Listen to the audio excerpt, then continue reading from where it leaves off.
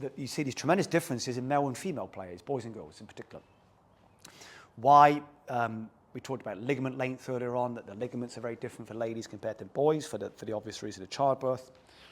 But one of the big differences you see, say, in younger players, and we had it with a young lady on Saturday, you and I, in the afternoon, is the shape of the pelvis is very different for males and females. The female pelvis is much wider and thinner for the obvious reason.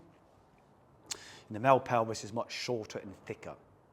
So the female pelvis is much more adaptable, much more mobile, can move so much easier because obviously of birth, while the male pelvis is a little bit more like this.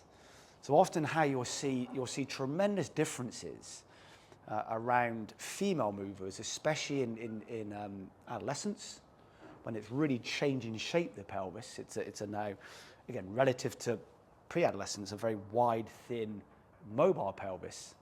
So you often see lots of these with the girls. A lot of that movement with the lady players, because when you have these wide, long pelvises, they will move along the shape of the segment. So you've got a very long, wide pelvis, they will move along the shape of the segment. So you see a lot of this with females. That's why it's always nice having ladies, in particular in these examples, because you can look at boys and girls. And I always say this in defense, as the dad of a daughter in particular. Most research is collegiate males. Look at golf research, it's based on a demographic, collegiate male players. It doesn't help me as a 51-year-old, or my daughter as a 7-year-old almost. It doesn't help those guys, but that's the research we have. What do these collegiate athletes do? It's a demographic. So boys and girls are very, very different. So the female pelvis is very mobile, much wider. You'll see lots of more positional changes with the girls. Boys, they're very thick and stiff. This is being super generic, so apologies for the nature of this approach. But typically, with boys, it's about improving the ranges. With ladies, it's about controlling the ranges. You think the lady we saw Saturday afternoon and the girl we saw yesterday morning for you, both had a lot of movement in their pelvises. We try and control those. And we've all had, some of the younger boys you've seen in recent times, they're like bits of wood, bless them, some of the younger boys, just because of where they're at in growth. So they're very stiff in what they do.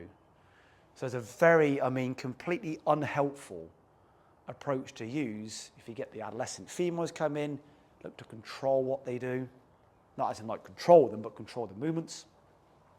Whereas for the boys, look to really increase how well they move. So boys and girls will train very differently. You have a lot of them around some programs, they use the same approach for both genders, which invariably means you help neither, really. You dilute both. Girls and boys will train differently based on their demands. So again, go back to a couple of sessions Steve saw yesterday. I said that when you have a precise question, you use a very precise approach. Most guys use generic systems on precise questions. You kind of do a bit of this, hope it works. So we have some precise questions with this young lady. It needs a very precise approach to the female compared to the boy in particular. So certainly looking at the pelvis in particular, if we had a lady here, it'd been great to maybe use her as an example today. You'll see these very often lots of positional changes with the females. Big sways, that kind of stuff, lots of movement, just because they have these wider pelvises than boys.